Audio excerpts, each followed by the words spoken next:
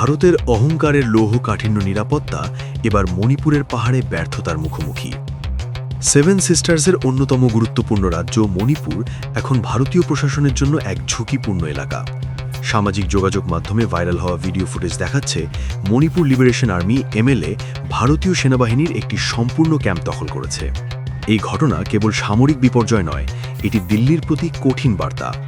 ভিডিওতে দেখা যায় এমএলএর আক্রমণের মুখে ভারতীয় জওয়ানরা বাধ্য হয় ক্যাম্প ফাঁকা করে পালাতে। সেখান থেকে স্বাধীনতাকামী যোদ্ধাদের বিজয় পতাকা উঠছে।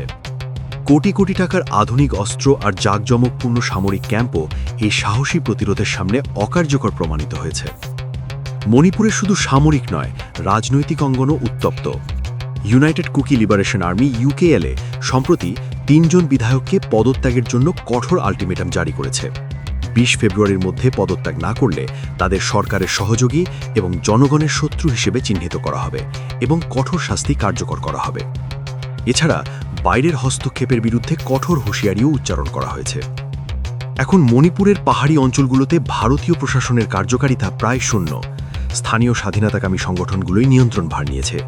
এটি কেবল বিচ্ছিন্নতাবাদ নয়, বরং বিকল্প প্রশাসনিক শক্তি হিসেবে প্রকাশ পাচ্ছে। এমএলএ ও ইউকেএলের উত্থান ভারতীয় রাষ্ট্রযন্ত্রকে সরাসরি চ্যালেঞ্জ করছে।